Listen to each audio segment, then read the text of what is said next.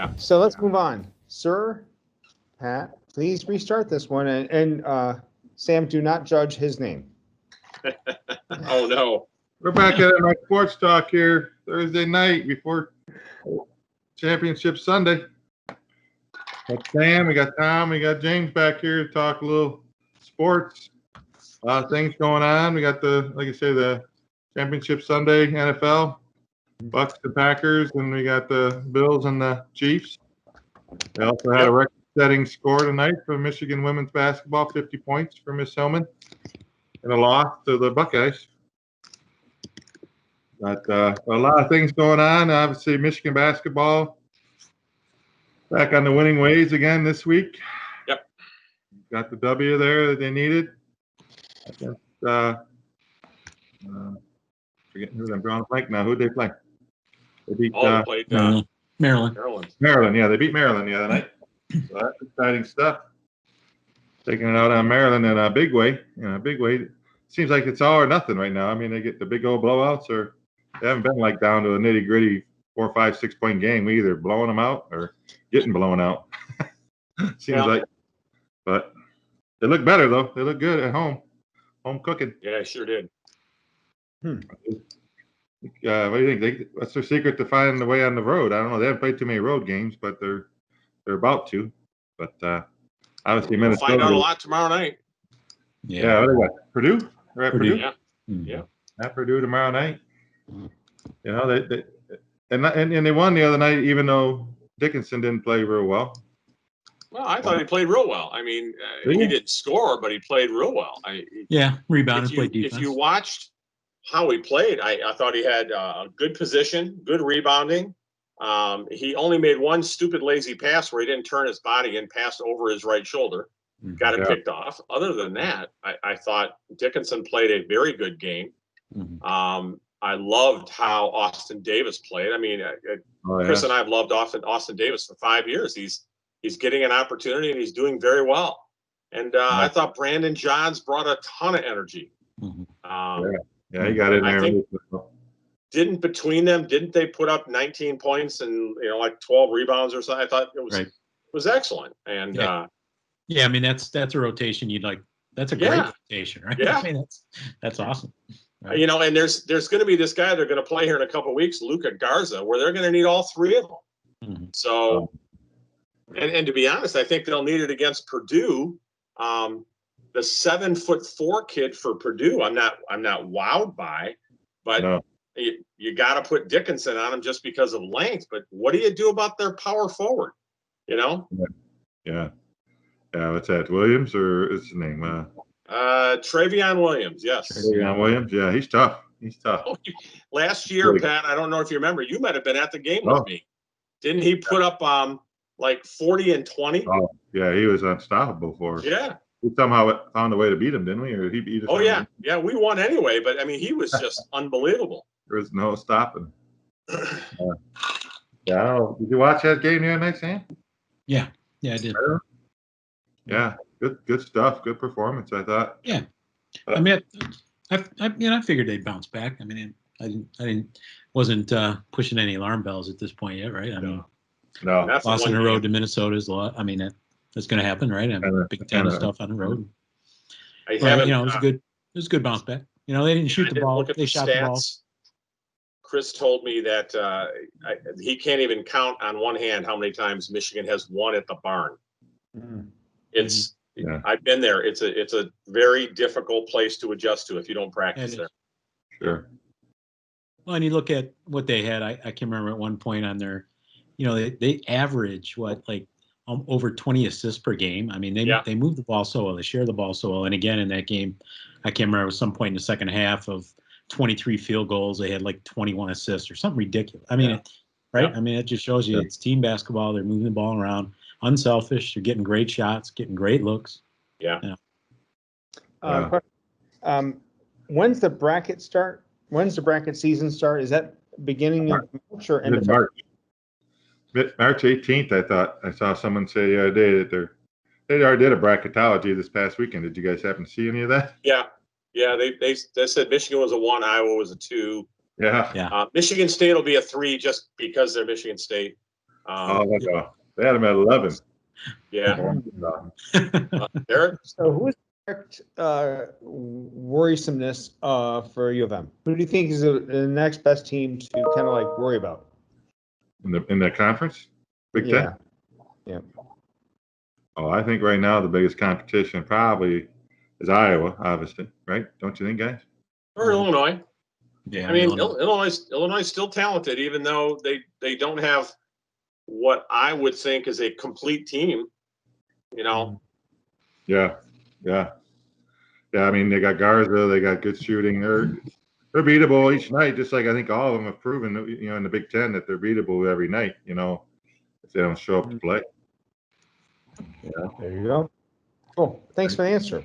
Illinois, Iowa. I think Illinois, Iowa probably your most.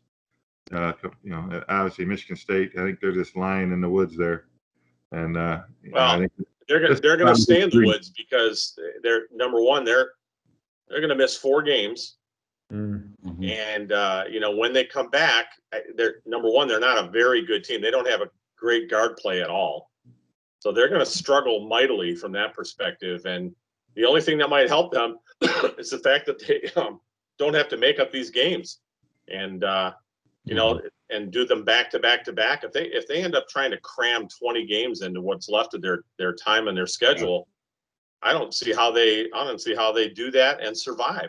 They're not good enough and deep enough. Yeah, they're not deep. Yeah. What do you think, Sam? Yeah, they're not. I agree with Tom. I mean, their guard. We've talked about it before, right? Their guard plays killed them all season. It's not going to get any. I don't think it's going to get any better. Right? Yeah. I mean, they'll struggle. They will struggle. I agree with Tom 100%. Now, what is it? Are they not allowed to practice right now, or is it down? Are they down, or is he able to work with them? They're shut down. Yeah, they're shut down. Well, They're shut down completely. They're shut down. Now that doesn't mean they're not practicing on some level, but they're shut down. Mm-hmm. Yeah, that's what I was wondering. I thought this is probably right in his, because he didn't have much time to work with them beforehand. So this is maybe some chance to get them going. But yeah, I from what you saw already prior to the shutdown, I think they got a lot of holes, I think, and that's the thing. Yeah. They can get things going though, but Mm-hmm. you see now they've fallen down into the bottom part of the AP rankings. I think they're low. If they're not ranked, they're ranked like 65th. Yeah. Are they down that far now? Yeah. Yeah. And I think it's just like that. Duke. I mean, right now you look at AP. There's no Duke. There's no North Carolina. There's no Kentucky. There's no Michigan State. In all preseason, I think those were some of the ones that were ranked up there in the top 10. So it's just all flipped around. I do it at my sports talk ranking, and I got Gonzaga, Baylor, Iowa, Michigan, Houston, Villanova, all of them up there near the top. I had Wisconsin up there a little bit, but yeah, I mean, it's just kind of early, but I think it's progressing, no question about it. I know there was a lot of postponed games the other night, so it seemed like there are a lot of college games being postponed because of COVID. But I don't know if anyone saw this today. There's a rumor floating around the NCAA is going to not allow the Big Ten, the ACC, to do their conference tournament. Oh, really? I didn't see that. Because it's right before the NCAA tournament. So they're going to start that. They're not just going to play the season and that's it, and then just go right into the season. They can crown their own champion, and then the seeding will occur. And I don't know if you heard this, but you know where the NCAA tournament's being played this year, right? Indiana. All in Indiana, right? It's all in Indiana. So they're trying to narrow down that scope as much as they can. For Michigan, if the Big Ten were to play their tournament, they're supposed to play in Chicago. And again, I think the NCAA might just step in and say, enough. We don't need to do that. Let's give everybody a week to heal, get healthy, make sure there's no one that can't play. Yeah. And I mean, so you think about someone, let's say Baylor, and Baylor is set to play, I don't know, in the first game of the tournament, they're playing a 15 seed. The 15 seeds got some people who are sick, so they just get a bye. I mean, how do you do that? You just don't play them. You get an automatic win. I mean, right. Yeah. Sad. Yeah, you can't. I mean, I don't know what else you do. You can't, unless it's a huge sounds majority of the teams. You just gotta move on, right? Yeah, exactly. So the rumor is that they might just say, okay, everybody shut down for a week, live in your bubble, stay healthy. Mm-hmm. If you finish the season on on a Sunday and you don't play again. And I think what they did is they pushed the opening round games to, I don't know if you guys heard this, but Thursday, Friday, Saturday, Sunday, Monday, instead of doing Tuesday, Wednesday, Thursday, Friday, Saturday, Sunday, or something like that. So they've already pushed it one day, and all of the weekends are pushed to Friday, Saturday, Sunday, Monday instead of Thursday, Friday, Saturday, Sunday. So if you shut it down, then you've got 2 weeks to let everybody get ready who's going to be in the tournament. So yeah, I can see it. Yeah, I mean, they've got a lot of different sites. I heard they're using a lot of different variety of sites there in Indianapolis to host those games. Hinkle, I heard was it Hinkle? No, I'm sure Hinkle will be used. Absolutely. Oh, yeah. I mean, probably Butler. Butler's right there. I'm sure maybe a number of those types of things. I even heard Bloomington. They might be going to Indiana. So how you seed that? I don't know how they'll do that. Should be interesting. No question about it. But, yeah. How do you favor the ones? Less movement on them or something. I don't know, but it's not at that point. It really isn't going to play any significant difference, right? It's not going to be any. It sounds like sports politics. That's all it sounds like to me. I agree. I agree. There's always a little touch of that on everything, James. I'm the reason why this type of stuff has to be argued over. So let's just say half the team got injured, and now we're looking at that team being second tier, third tier players trying to get into the game to make that team do their thing. Locked out the whole damn thing is like crazy to me. That's all. Well, the interesting part about that, James, is Michigan State has 13 individuals within their program who have been tested positive. I haven't heard anybody sick, but that's 13 of their 30. And it's there's like 6 or 8 players. Do you still have enough to play? Of course you do. I mean, of course you definitely have enough, but you're talking about your support staff can't be part of it. Your coaches can't be part of it. And look at Cleveland in the football game in the playoffs last week. Their head coach couldn't be there. Yeah. Steelers. Yeah. So some of that makes it very difficult to play and have success. But all right. It's a special year, and to be honest, no matter what happens at the end of this year, everything's got to have an asterisk. If Michigan State doesn't make the tournament, and free pass to Izzo. This is a for us Michigan fans, we're all going to go yeah, but it's just like the football team. A free pass, it is what it is. Yeah. Make sure the Topps cards have an asterisk next to the year across the teams. Well, I think a lot of the sports, even bringing everything back, is just the peace and tranquility for everybody in general. You have the football, you brought back football, back basketball, hockey. I mean, everything's back just to keep some kind of normalcy for people when they're sitting at home quarantined or sitting, when you can't go out and live the life in some of the places in the country. I hear a lot of people are out and about and doing their own thing, but we just happen to be in a place where we're not allowed to do that right now. But hopefully February 1st we'll be able to do that. But hopefully. All right, moving on. Michigan basketball obviously is a big talk, but a lot of news this week on the football front at Ann Arbor with the new hires of some new coaches. I don't know if you guys heard a little bit of some of the rumblings on that. Sounds like Harbaugh got a couple good catches there in the coaching staff. Co-defensive coordinators and a guy out of Texas that's going to bring up the recruiting out of Texas. A lot of guys flipped already. Did you guys hear anything on that at all? I haven't seen any official flips, but I know they're. Yeah, I haven't seen no flips. No, just that they put their name. All of a sudden, Michigan became part of their 10 on their list. The Lindquist guy out of Texas. He's a big time guru down there and runs all the 7-on-7 type things or whatever. And he's got his hands on a lot of DBs, and like 5 DBs all of a sudden Michigan became part of their list. So, and they're not just run of the mill guys. I mean, their lists aren't bad. I mean, they got they got Florida. They got their list isn't too bad really, but you got some guys on there, and that guy coming into the staff is him and McDonald obviously, and then they're going to retain the one linebacker coach. They tried to get a guy out of Florida, but they couldn't get him to flip and come over and help us. And the Just linebacker. go after any Tennessee player that you want right now. You Yeah, can get. right. Right. I did hear Aubrey Solomon might be available again. So Oh yeah, yeah. Well, you got all that, and you got, the offense is still going to stay the same. Sounds like the line coach is coming back. Yep. And he's going to be in charge of the running game, I guess. Yeah. So I guess that's a thing he used to do or had done in the past. What I read a little bit on, and then Mike Hart, obviously the running back coach, and Harbaugh's What going does to everybody think about Mike Hart coming back? I love it. I did too. Absolutely love it.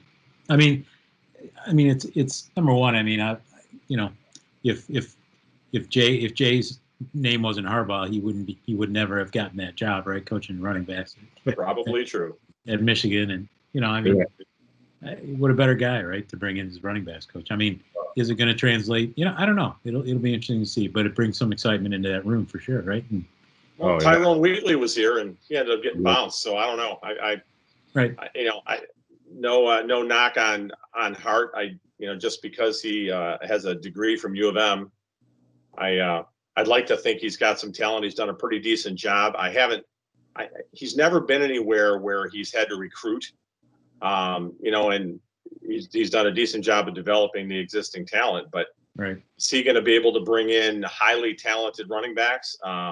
We all saw that Charbonnet transferred or is in the portal. Yeah.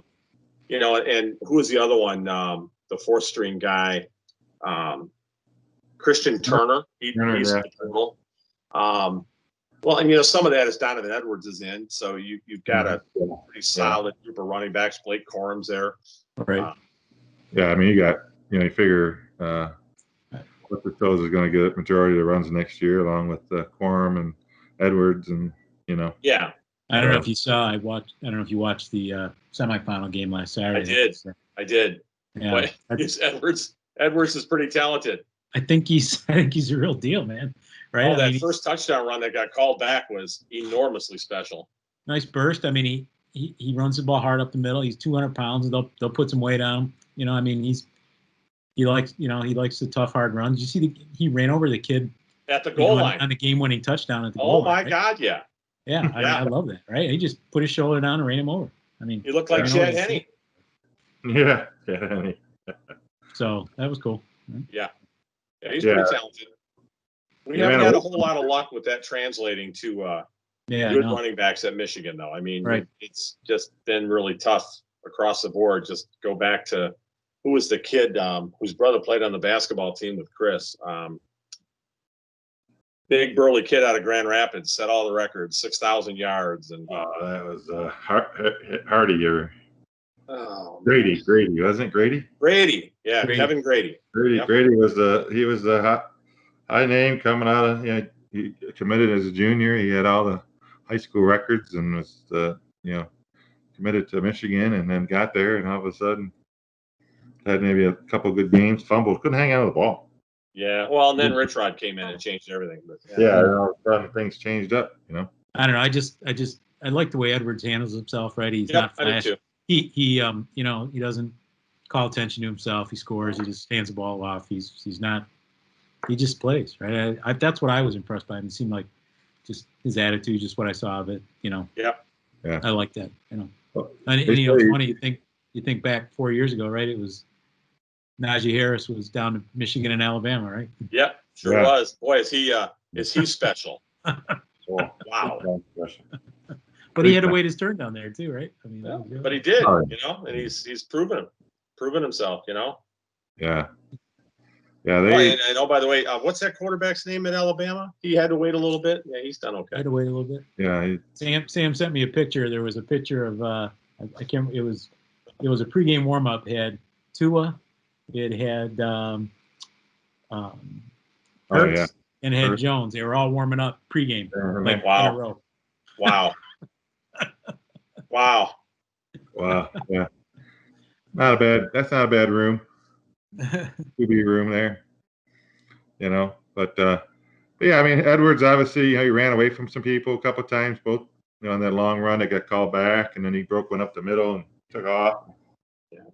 he'll play again. It's the good thing with him, he could have easily just ran off and left his teammates and said, "I'm going to Michigan," but he stuck there and he wants to win that. He wants to win a state title, and I think they're going to match up against Davison here on Saturday, and he's still in the lineup. Some of the kids have, the Davison quarterback, he left and went to Northwestern.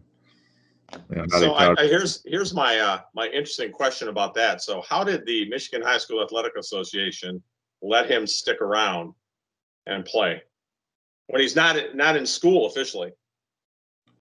Right. Yeah. If he's already enrolled at Michigan. He's already enrolled, and the semester, I don't know the semester system at his school. Hasn't started. And and a lot of the high schools, like even Plymouth Canton schools, their semester doesn't end until next week. Right. So if the semester's still ongoing and he was in school, but he's already enrolled at U of M and moved in, he's not going to school in high school, and he's already starting to take classes at U of M. I was a little surprised when I heard that the High School Athletic Association let that slide, because they never let anything slide. They're just, very difficult when it comes to that. So. Yeah. So you guys think that Harbaugh's done a better job with the additions? He's gone younger. I mean, someone was talking the other day. I think he's got everybody on the staff now under 40, except for maybe Werner and Werner might be the only guy that's above 40. The defensive line coach might be above 40, but he said he really went younger and more energetic guys and young guys with a lot of potential joining the staff. I don't know. What do you guys think that's going to translate into? Go ahead, Sam. I got some thoughts.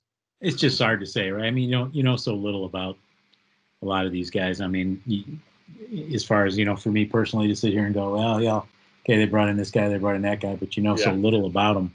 It's hard to really say until they get here and start doing the job. To me, I mean, proof's in the pudding, right? Proof will be on the field, and how the biggest thing we've all talked about is they have not developed the talent they've got.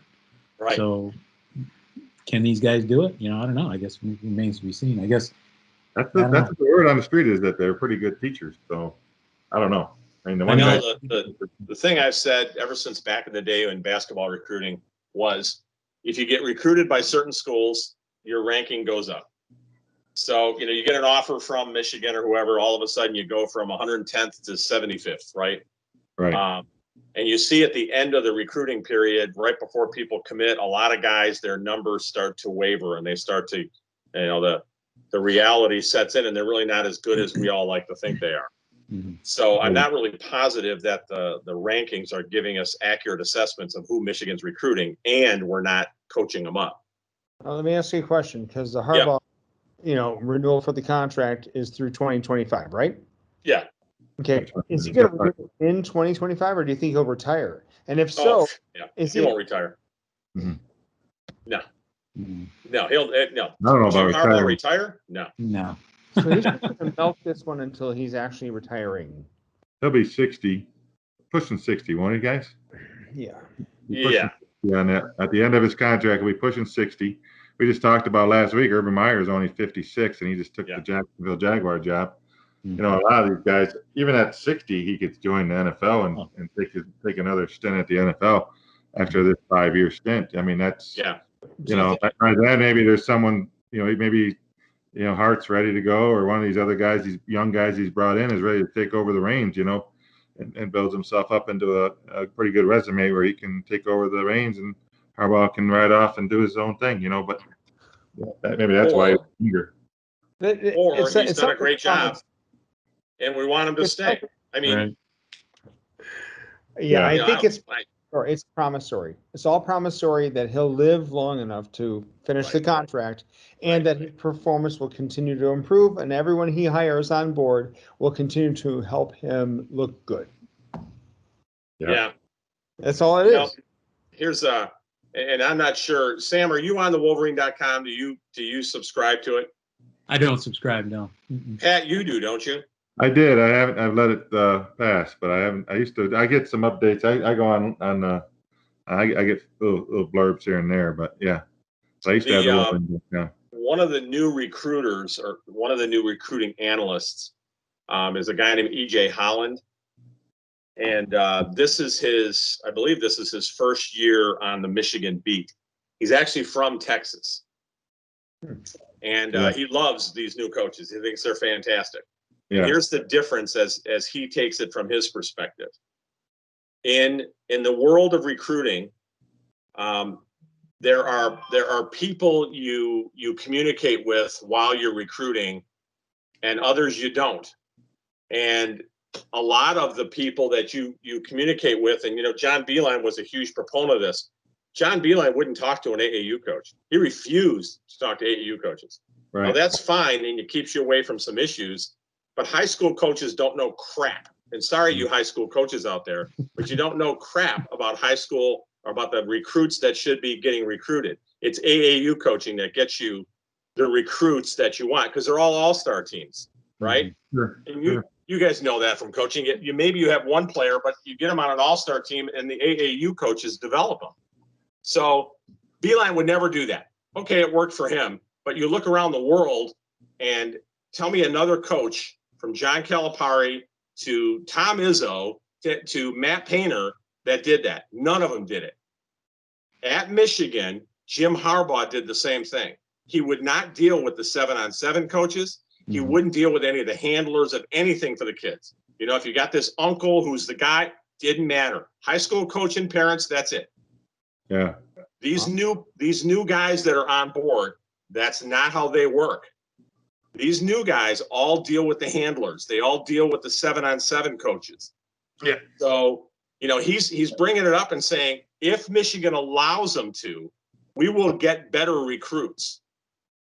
Now, you still got to develop them, but we're going to get better recruits. So hopefully that's a big change in this entire process. Will Michigan allow that to happen? Right. Well, We're not dealing with old school coaches. We're not dealing with Don Brown, old school guy. Even Warner, kind of an old school guy. Gaddis was a great move, young guy, right? Maybe some of these young guys can bring something different to the game. I hope they do. Yeah. Oh yeah. Yeah. It's just, to me, like fish in a barrel. How many Yep. teams are fighting for the same people with the same energy? Yep. The equal passion of going into the Totally agree. Yeah. Yeah, eventually that's what you got to do. I mean, a lot of times the older guys, sometimes they run the gamut and their energy level and all that. We get these young guys in here now, and they can relate and they can energize and all that kind of stuff. So Right. Hey guys, I got to jump. I just got a text from Tom. We're ready for our call. So Have all fun. right, DY. Thanks, guys. Catch you next week, eh? Thanks again for talking. all right, Anytime. take care. See you, buddy. Don't forget to turn the camera. That was- catch thank in an you. That was embarrassing very- moment. It was very valuable. Actually, I enjoyed that conversation. Oh yeah, yeah. That's always been the AAU and the high school debate, whether you talk to the AAU guys or the high school guys. But that's the thing, is the handoff guess- from high school to college is so unique in the minute, because you're either pre-selected by the time you're a JV or a varsity, that Nowadays. you already know where you're going before you go, kind of thing, Yeah. right? Yeah. What do you think, Dan? Well, I don't know. The thing about Michigan has always been, can you get those kids enrolled, and can you keep them, and can you build a culture that Yeah. will build a consistent winning program. I mean, that's been the challenge, right? I mean, It's sometimes that might be the case with some of these younger guys recruiting maybe different types of kids. Are they going to be able to get them into the school? And there's always that issue, right? Because people argue that for forever, right? Same thing with the Notre Dames of the world, the Michigans, I think there is still something to the academic rigor of being able to get into the schools that is different than some of these other schools around the country. And, again, it's finding that right kid, getting into that barrel and finding that right combination of the kid that can bring you success. And it's tough. the right requirements, the right requirements for the school. And on top of that, it's not just simply football or basketball, it's soccer and baseball. And, you're talking the full spectrum of all those people that play sports at high school that have the ability to go to those colleges. And they have to go through the same regimen of measure, and that crosses everything. It's me. Yeah. What I hope happens from the standpoint of these younger guys with some energy is hopefully they've got not only from a recruiting standpoint, but have the skills and the talent to develop them, right? That to me is the biggest thing, right? And Agree. You take these kids and building that, I've talked about it before, building that culture that said, okay, I'm a 4 or 5 star kid. I'm coming in and maybe I got to sit for a while because I don't know everything or I haven't worked hard enough to get that starting job, but I'm going to sit here and I'm going to learn and I'm going to get better, and I just think sometimes, you see these the transfer portals and these kids come in and if they don't start right away, they don't feel like putting in work and fighting and doing what they have to do to get there. They'll just leave, To me, see it. Go. If you're not willing to put in the time, go. Yep. That's how you weed them out. Easy out. Well, they make such a big deal now. I mean, you get a flash on your phone, you get something, so-and-so transfer portal. Oh, so-and-so. It's like it's the first transfer ever in the world. There's been so many transfers that happened in the past 100 years of guys leaving a school that you never even heard about. That just went by the wayside. A kid would just say, I've had enough, and I'm out, over the years. Now it's like anytime someone, oh my gosh, and now it's got to be a big deal about it because it's just got to be so amped up. It's like a kid just can't leave the school without it being a front page thing or a quick text or a tweet or something. It's just, it drives you crazy where, so it makes, that's the coach terrible. Oh, it's falling apart. So it's just leaves more things to debate. Like, why is he leaving? Oh my gosh. It's not the first transfer ever in the world. I mean, these guys have transferred for years and years and years. And I think it's a big deal, and that's what they have to realize. It's, instant headline. And then it's, 24 hours later, you don't know about the kid anymore. Yeah, it was before social media. Thank you. Right. Yeah. No doubt about it. But, obviously, we're talking Michigan stuff. We got a lot of Michigan stuff talking here. Things different in the news. And obviously, Spartans not playing, with the COVID issues there and that kind of stuff. It's been a while since we've seen them out on the court. Hopefully, they'll get out there pretty soon to watch them a little bit. And we talked a little bit about the girl from Michigan scoring, 50 points tonight and a new record there. But I watched a little bit the other night. I watched the Pistons last night, and they had a nice lead. I turned them on. I think they're up about 12 or 15 on the Hawks, and all of a sudden it just dwindled away. And went down. And outside I look up, and they're going into overtime.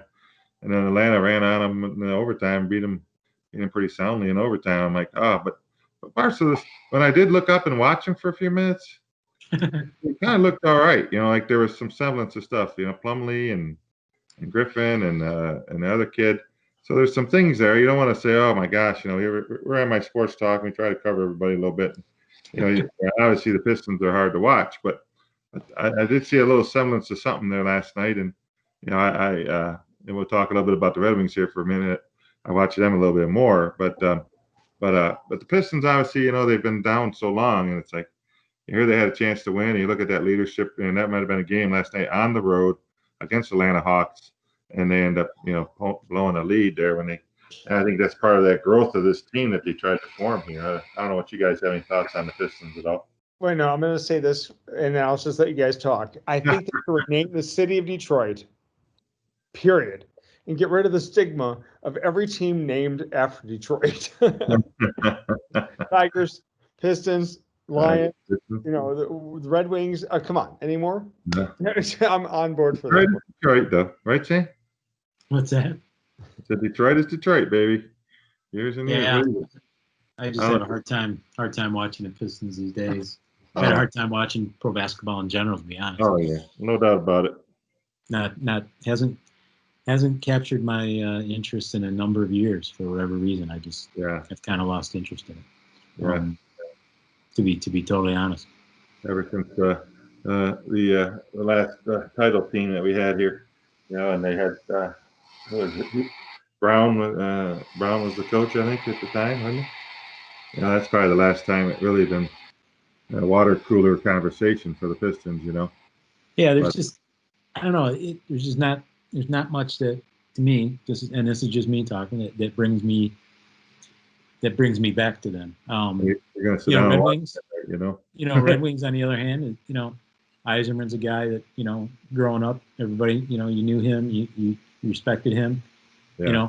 Bringing him in, that will tend to draw me in more a little bit to potentially watch, get a little bit more excited about watching the Red Wings. But there's nothing that the Pistons have done over the years, these last several years, that have drawn me in or gotten me excited to at least watch them again.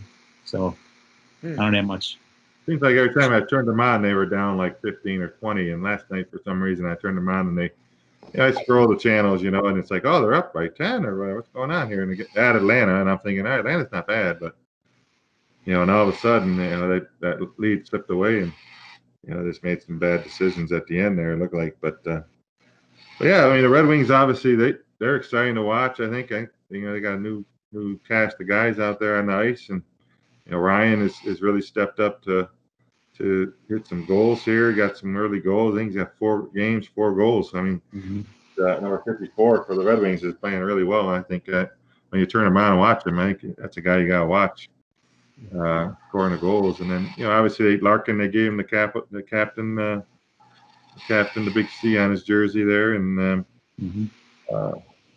just some exciting things there with the Red Wings, I think, and the new goalies in there. I mean, most of the games have been close. I mean, you're not getting blowouts for right.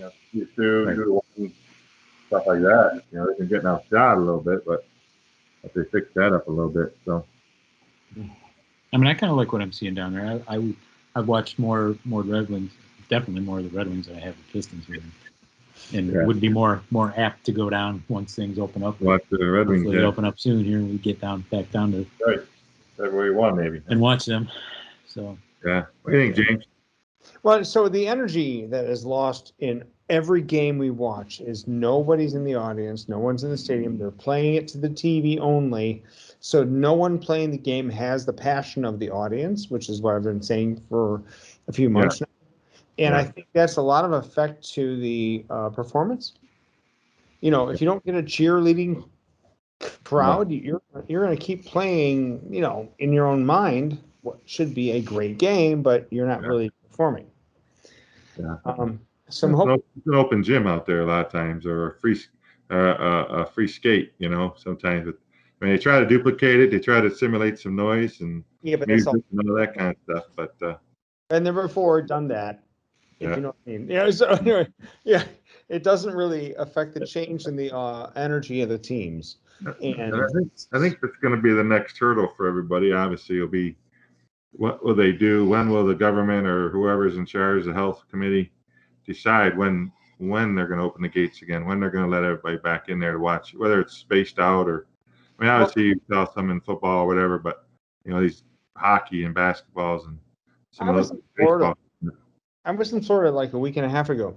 I watched the Browns game, and there were people in the audience. You know what I'm saying? Sure. It was select few, but you can kind of see the impassioned behavior of the audience, and that's where I'm like going, let's get back to that. It's going to take some time, regardless of what this COVID lockdown is for the government. It could take some time. Yeah. And I'm hoping that the teams don't lose that energy in the gameplay. That's all. Mm-hmm. What do you think? Kind of animate those cardboard characters. Put some little arms there, and they can move them up and down. Make them flop around. Right. Actually, you want those little ones that do Right. this? Yeah. Clap. Maybe they can clap or something. Get the clappers or something. Right. Thank you very much for bringing that forward. We talk about those two, and obviously we're in mid-January here, almost late January, and we're knocking on the door of spring training. I think they're going to go down there in February, don't you think, Sam? They're still talking about it, right? I don't know that they've really. I mean, I think the next couple weeks is going to be key, but there haven't been anything official come out that says they're going down yet. So. No MLB announcements yet. Mm-mm. The pitchers are showing up first, and it's guaranteed they're going to show up. I'm going. There's pitchers and catchers first. I think. Yeah, that's typically middle of February, right? I mean, that's. Is that when they go? I have to put on the MLB network here and find out what's going on. I'll get the. I'm literally going into Florida to watch that Lakeland startup. Yeah, Sam's down there too. Let's hope they show up for you. I know, yeah. Well, I get a long story. I'll tell you offline. Anyways, so I'm definitely going with my brother, who's from Newport Richie, and I want to watch a proper play out of one game. Well, my last baseball game was down in Lakeland last spring. Very well. Right, yeah, Sam was down. I watched him play the Blue Jays. I may see you then. Yeah. But I'm definitely going for the start of the season. Well, the Blue Jays just made a big winter signing here. They just signed Springer from Astros just signed with him. Or big deal. Big deal. 6 years, $150 million, whatever he signed, I think, from the Houston Astros going to the Toronto Blue Jays yesterday. So that's a big thing. But yeah, but okay, let me just, if we're going to end it soon, the biggest question I have is why so much effing money? These are sarcastic dollars being played out for all these people, not in the collegiate level, but at the pro level. It's crazy money. You know what I'm saying? It's like, it's more than the president makes, that type of thing. It's that type of level of, what the hell? Why is this even legal? They're all high school athletes that got their rites of passage and went to college maybe, or went to the pros, right? But that's a lot of effort. Yeah, you want to go first? You can go first, Sam, on that if you want. What's that? You want to tackle that one first for James? Clarify it for him. Or you want me to go first? No, it's I'll let you go. You want me to go? Well, James, obviously it started a long time ago, and obviously their pay was, based on whatever. And then all of a sudden somebody decided they're going to pay a guy, and all of a sudden now the next guy's going to say, well, I'm a shortstop too, and he's getting paid that, so now I'm going to hold out. Well, my agent's going to, I deserve better. I'm a better shortstop than that guy, or I'm a better pitcher, or I'm a better point guard, I'm a better right tackle than the other guy that just got paid. So, they started to regulate a little bit more and try to, and there's caps. Obviously, each team has a cap that they're allowed to spend, and I don't know how it all boils down, but I mean, I know the Tigers are still paying Cecil Fielder. Probably, so you see the numbers. A lot of times you see the numbers, and they're very grand and they're very mind-boggling. But the biggest thing is the guarantee. You got to look at the guaranteed money that they're going to get, and that's gone up over the years. Obviously, that increases a little bit more. And then there's all but aside from the contracts alone, James, is a lot of the top name guys make more money on their incentives. Whether promoting Nike or Progressive or farm, whatever that State Farm, whatever they do there with Aaron Rodgers, how much he gets paid, and Patrick Mahomes. I mean, those guys are making big money on that. Just the commercials, and those kind of things. They're making a ton more money than their actual contract on their shirt Sam is wearing right now. Yeah. How much? Yeah. It's all about the branding. It's nothing about the value of their product they brought to the table. They signed a contract, and that became that big dollar. Like anything, right? I mean, it's a T-shirt. Yeah. So you put something on it. And all of a sudden now you're paying that. When you put a swoosh on it, and now that shoe just went through the roof, right? Or you put an Adidas sign on it, or you put Puma or whatever. I mean, they're paying. That's the promoting. And a lot of those guys, you look at golfers, whatever they're wearing, that's what they're getting paid to wear on their shirt, on their hat, on their gloves, on their clubs they use. I mean, except Tiger Woods. All the places you guys worked, if they paid you guys for wearing their little logo all the time, man, look at what you guys would have been. Yeah, sure. Yep. All right. Well, thanks for the answer. Sam, anything, Sam? No, I mean, it's a nature of the business, right? Of what we've created, right? You can make, my friends and I have the same discussion a couple of weeks ago where we said, well, how ludicrous is it that the CEO of a company is making what he's making today, right? I mean, it's just permeated through society. I mean, there's no way that that one man in a particular company should be making hundreds of millions of dollars while the guy in the assembly line's making, $20-30 an hour. How does that work, right? But yet it happens, right? And it's just the nature of the business and nature of sports is a business. And it's all driven by that money and how much those players are gonna, bring in and sell the gear and do. It's all about the money, right? Got it. So last bonus question from me, because I'm a smart guy. Michigan is now allowing online gambling for sports. What's your thoughts? Because it's now 11 applications applied to the state that is going to be activated, maybe 7 or 10 of them this weekend. Mm-hmm. What's your thoughts? Yeah. Because it's an app on the phone or it's a Yeah. website to go to. Yeah, to me it's a little dangerous, right? I mean, it's I don't know. I mean, I've never been a big gambler by any means. I mean, it's fun to do things every once in a while, but you just hope that people. I don't mind it. I think it's all right. It's just a matter of, hopefully people just don't becomes another addiction that drives them into bad behavior. Right? They hope they're disciplined enough to recognize it. Sure, it's fun. It can be fun as long as you don't do it within control, like anything else we have out there. Right? For entertainment purposes only. Mm-hmm.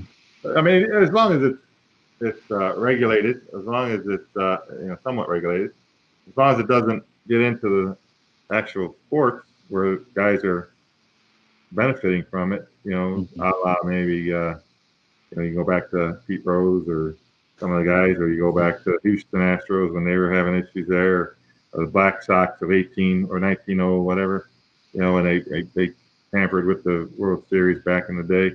I mean, you always wonder, guys are going to benefit. If there's people benefiting from it, you see a game where a guy, drops a pass or throws the ball, wild pitch, or walks somebody, or throws something away, or swings and misses. I mean, you always wonder. It's like, man, and how close they are when they predict that. So often, Vegas is so close. Comes down to a field goal, 2 points, 3 points. Did you see the end of that Baylor game the other night? Baylor. Can't remember who they were playing. It was Monday night. Did he throw the ball up at the end? Right. Did you see the replay of that end of that game? So it was a clip I saw. I can't remember who they were playing. They were playing another ranked team, but they were the Kansas Baylor. Yeah, Baylor was up, right, and then the Kansas guy banked in a 3-pointer at the end of the game, and they had a shot of a guy sitting on the court, and he just that push. Yeah, and he just threw his hat. He just and the comment was, "Oh, he had some money on the line there." Important for some, or however that Scott Van Pelt says. This is important for some. Yeah. That one threw it in there. That one, it was 8. It was the spread was 8, and it was 11, and that somehow the clock, there's still 0.8 seconds left, and they got the ball at half court or something. Yeah. The guy inbounds it and just kind of turns and does a little chuck up, and the thing banked in and went in and cut it to 8, and you get a push instead of a W. The guy just probably lost who knows how much money, but you just see those reactions, and they have they circled them on the screen. Bad beats is what they call it. Bad beats. If you ever get a chance, I'll promo SVP and watch Bad Beats, and he goes through all those on a Monday night or Tuesday night, and they are the funniest. And if you go back online and look at them, he probably has them. They're probably online. You can probably watch Bad Beats. But those are the ones that the bettors lose on, and that's you get hats thrown. You got guys, jumping for joy because it worked or whatever. $1,000 in a minute, right? Yeah. All right, one shot. Yeah, I mean that's where it comes to. Like, especially in basketball, we've done like squares for basketball, and you're sitting there at one number, and the guy don't shoot. Foul! You fouled him. He's a free throw. And then you lose on a square because especially basketball. And, I'll wrap it up this way. My gambling habit is Super Bowl only, and I just buy 4 squares. I get the numbers, and I walk away. If I win, I win. If I lose, I lose. Yeah, game of chance. You never know. That's all it is. You never know, right, Sam? We know that. Right. Can be good, can be bad. Someday. And it's just as long as it's fun. But like I say, when going back to what they regulate, what they pushed on, that's huge. I mean, it's a big thing. It's got to be something that they hopefully will evaluate down the road and say, is it working? Is it not working? Is it good? Is it bad?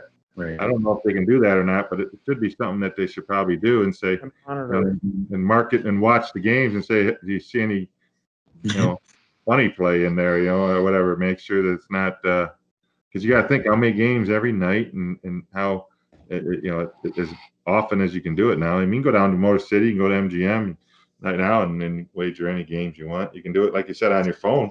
They're promoting on your phone right now, and that's commercial. So yeah, it's just a matter of how interested you are. It could be like the cell phones back in the day. Oh, I won't ever do the cell phone.